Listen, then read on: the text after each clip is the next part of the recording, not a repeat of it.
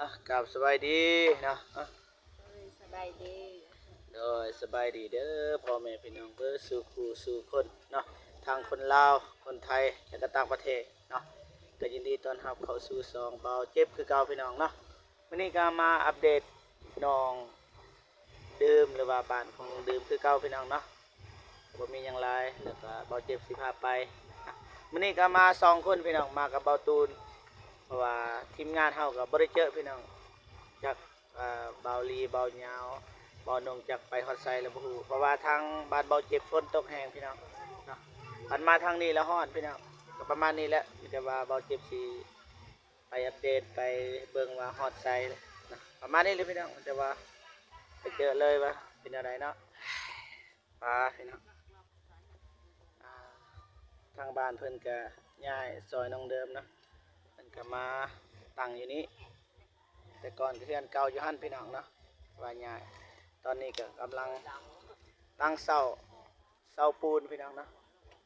ประมาณนี้แหละแต่ว่าพอเจ็บสิไปทำต้องดื่มว่าย้ายจากโมงจากอันนี้นั่นนะไปทำนำกันเลยพี่น้องเนาะสบายดีข้างท้องเดิมโดยสบายดีเฮ็ดยังอยู่ลังนึ่งข้าววะโดย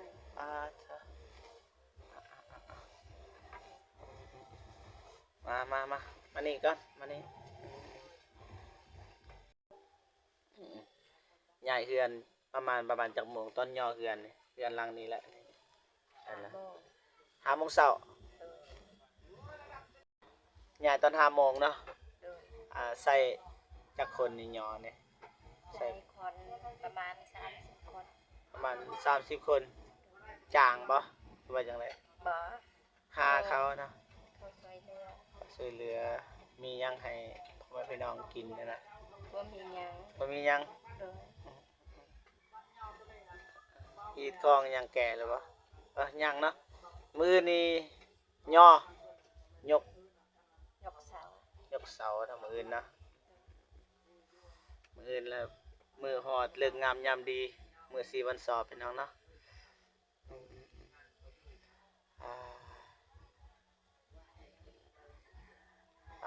เบาลีเบาเงาเบาอนงเพิ่นมาแล้วบ่มาแล้วประมาณจักโมง11 12 โมงแต่ว่าเบาเจ็บก็มาใส่เบิ่งหมอตอนนี้ก็4:23 นาทีพี่น้อง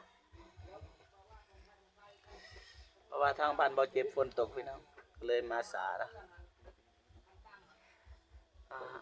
ประมาณนี้เลยพี่น้องมีแต่ว่าเบาเจ็บสิเลาะไปทำสร้างหรือว่าไปถ่ายสร้างนะโอเคเนาะไปก่อนโดย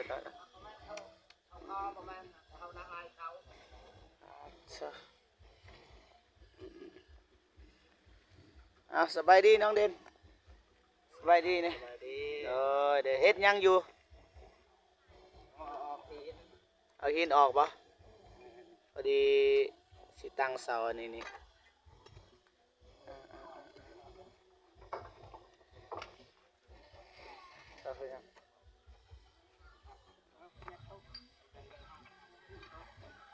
เก่าเสาพี่น้อง1 2 3 4 5 6 7 8 9เสาพี่น้องใหญ่เติบพี่น้องใหญ่แต่ว่างามหรือบ่งามมันจะเบิ่งกันน้ำลังพี่น้องรู้สึกว่าใหญ่เติบเลยพี่น้องอยู่2 คน9เสาพี่น้อง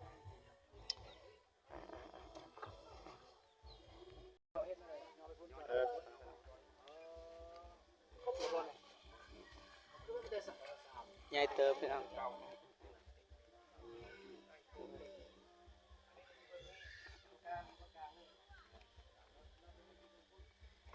ออกบ่ได้บ่ได้ปะทางหน่อยหนึ่งตั้งเสาเที่ยงยากเนาะได้ปะคันบ่ได้ก็บ่เจ็บเป็นสิซอยนำมาตั้งไปสู้เลยโอเค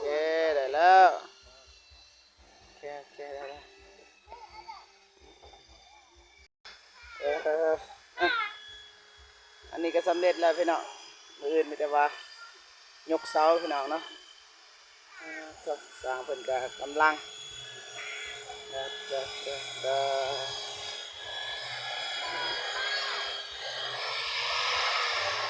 ้อสบายดีอ้าย สบายดี เด้อเด้อเฮ็ดหยังอยู่อ้าย เจาะเสานี่ เจาะเสาเพื่อหยัง เพื่อที่ใส่เป็นเสา โอ้เพื่อสิไปตั้งอยู่ตีนเสานี้ โดย เด้อเด้อเด้อมื้ออื่นได้ยกเนาะ แม่นอื่นสิย่อเลย มื้ออื่นสิยกประมาณจักโมงอ้าย ประมาณ6โมง7โมงสำนัก 6โมง7โมงเอาเป็นหยังคือว่าเลือกตอนเช้า แบบว่ามันยานบ่ทันคนสิไปเฮ็ดเวียกนะคนพ่อแม่ประชาชนเฮา โอ้เพราะว่า ลูกมีส่วนมีให้หยังนะเขาไปเฮ็ดเท่านั้นยานว่าบ่ทันเขา แบบหาประชาชนเนาะ แม่นหาเขา เพราะว่ามันต้องใส่คนหลาย แม่น ก็ใส่คนประมาณเท่าไหร่จักคนตัวอย่างว่านี่ ประมาณ30คนก็ได้นะ 30คน แม่น บ่ได้จ้างเขาแต่ว่า บ่มันจะหากันซอยกัน หากันซอยกันเนาะ แม่น ไอ้ายสร้างผู้หนึ่งไปใส่เลยบ่ได้มา ไป บ่ เลยไม้อยู่บ้าน โอ้ไปเรียนใหม่ แม่นไม่คัดข้อซอง3 4โตเพื่อน เด้อครับมื้ออื่นนี่ต้องได้ยกเนาะ แม่น ยกจักมือเลยที่สร้างมาเฮ็ดนี่จักมือละ 3 มื้อ 3มือ โดย โอเครู้สึกว่าไวเนาะ ก็บ่ไวแล้วแต่ว่าเฮาก็แบบว่าเร่งตัวเองและคุมตัวเองให้มันแล้วไวนั่นน่ะได้ไวแล้วไวเพื่อที่อันนั้นนะของเฮาก็มีเวียกคือกัน รู้สึกว่ายากบ่อนใดเฮ็ดเทือนนี่มาเฮ็ดเทือนดังเดิมนี่รู้สึกว่ายากบ่อนใดนับแต่เริ่มเฮ็ด โอ้นับแต่เริ่มเฮ็ดแบบว่ายากที่สุดก็เป็นน้ำเช้านี่แหละแบบเช้ามันคดเขาเลื่อยให้เฮา โอ้เสามันโคตร สร้างเฮาสร้างมาเฮ็ดก็เลยเบิ่งว่าแน่เบิ่งบ่ได้เฮ็ดบ่ได้เอาสตินมาปาดเป็นเฮาซอยไม้อีกเป็นนั่น โอ้มันก็เลยเสียเวลาเนาะ แม่นเสียเวลาอยู่บ้าน แม่นอยู่เสามันบ่งามแต่ก่อนเฮาก็เคยเปลี่ยนหลายเสาแล้วคักหลาย ถึงเส้นก็บ่พอแน่ก็มันสิยากเฮาก็โยกๆย้อนๆเฮ็ดแต่ว่าหยุดแน่เป็นนั่น อ๋อเป็นหยังคือหยุดตัวหยุดนะหยุดก็นั่นนี่ยังโอ้แบบว่าคดเกี่ยวนี่โอ้คิดว่าแล้วเฮาหยุดเปียกหั้นนะ บ่แม่น เด้อเอาเฮ็ดได้ มันบ่อยากเข้า มันบ่อยากเข้าบ่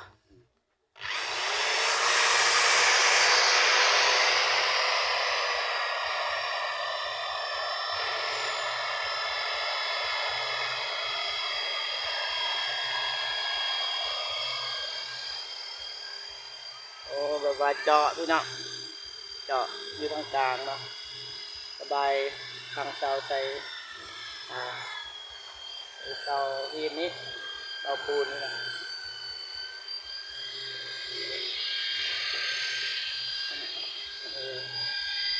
ประมาณนี้พี่น้องนี่ตัวนี้เจาะแล้วพี่น้องนี่ความลึกเท่าไหร่อ้าย 5หุ่น6หุ่น หุ่น6หุ่นนะ แม่น เด้อ ก็สิเสมอกันกับเขาเฮ็ดตัวนั้นเล็ก อ๋อ 6หุ่น เด้อขอบใจอ้ายขอบใจ ขอบใจคือกัน เด้อ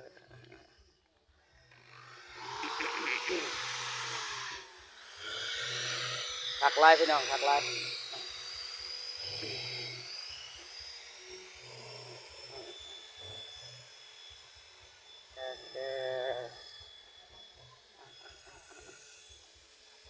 สบายดีอ้ายสบายดีมื้ออื่นแล้วบ่คิดว่าได้ตังค์บ่มื้ออื่นนี่ได้ย่อบ่ร้อยบ่พี่น้องได้ย่อมื้ออื่นก็ใส่แรงงานคนประมาณอยู่30ปลายคนเขาว่าเนาะเอาได้ย่อให้มันแล้วไวซะเด้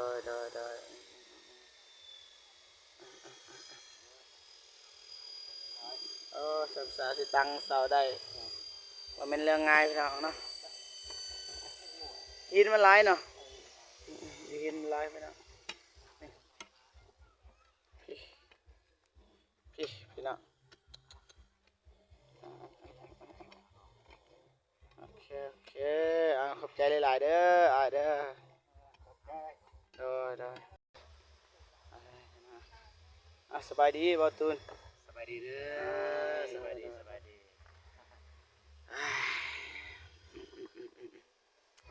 จะได้เมื่อยปะ โอ้ยกะบ่ได้เมื่อยแต่ว่าฝนตกมาซ่าสามห้องบ่ฮู้ทีมงานจักไปไส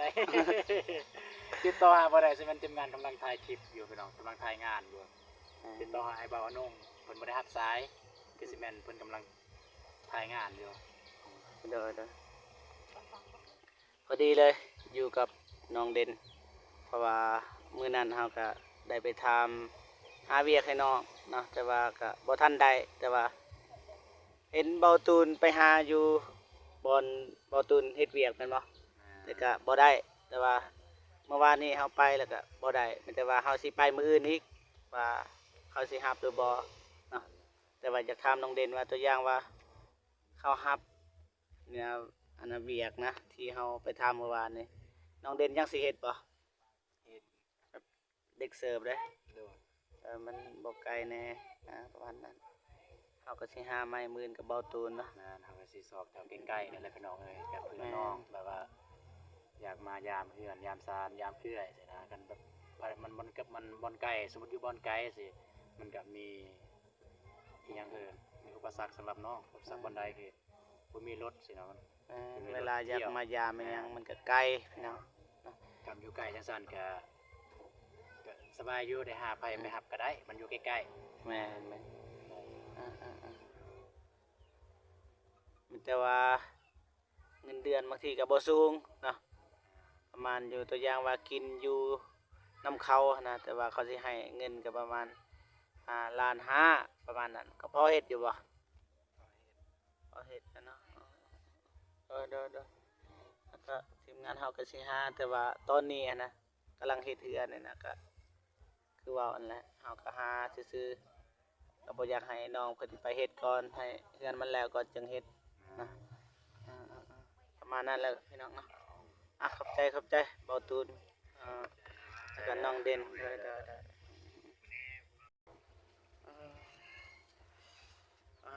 ้อคิดว่าจักมือจักอาทิตย์สิแล้วๆประมาณว่า2 ทิศ 2 อาทิตย์แล้วบ่ ทิศสำเร็จว่าฝนบ่ตกฝนบ่ลื่นอิหยังตก คันบ่เจ็บบ่ไข้ แม่น สำเร็จ สำเร็จ 2 อาทิตย์เนาะตอนนี้ก็กำลังอันนี้ประมาณจักเปอร์เซ็นต์เลยนี่ได้บ่ 10% นี่บ่ทันได้ดอกคิดว่า ทันได้10% กำลัง กำลัง ตั้งเสามื้อนยกพี่น้อง แม่นมื้ออื่นสิย่อเลย ยก แต่ว่าคันเบาเจ็บมาทันก็สิมาซอยมาถ่ายคลิปคือเก่าคันบ่ทันคือมื้อนี้แล้วบ่ทันนี่ทางเขาใหญ่คืออันนี้ก็บ่ทันพี่น้องก็เลยบ่ทันซ้ำ บ่ทันก็บ่เป็นหยัง เด้อ เดี๋ยวกำลังไปว่ากันมีคนในบ้านขอให้งานเขามาซอยนั่นบอกแต่นั้นพวกเพิ่นเองนี่บอกเขามาซอยพวกเจ้าของเรือนบ่แม่นเฮาบอกทีมงานสร้างเฮามีแต่บอกเพิ่นคืนและตัวนี้เฮาก็เฮ็ดบ่ได้ 2-3 คนมีแต่ให้เพิ่นและไปบอกคนทางบ้านนะเขามาซอยมาโยกซอยย่อซอยตัวนี้ให้มันได้ ปกติก็เขาก็ซอยเรือเนาะ แม่นซอย ก็ซอยเรือตัวอย่างว่าเฮ็ดบ่อนอื่นเขาเฮ็ดอีหยังก็ไปซอยเนาะ ซอย แบบนั้นเนาะเด้อโอเคถือว่าดีแล้วมีความสามัคคีกันเนาะเดี๋ยวประมาณนี้เลยพี่น้องเนาะขอบใจ ใจคือกัน พอไปพี่น้องเนาะกำลังพี่น้องเนาะแต่ว่ามื้อนี้ก็เราเจ็บสิคอโตลากับก่อนพี่น้องเนาะจังได๋ก็ขอบคุณเนาะผู้ใหญ่ใจดีแล้วก็ FC ทุกท่านที่เข้ามาให้กำลังใจเบาเจ็บเนาะคลิปนี้ก็ขอจบเพียงเท่านี้เนาะเอาไว้เจอกันคลิปหน้าเนาะสำหรับคลิปนี้ขอกล่าวคำว่าสบายดี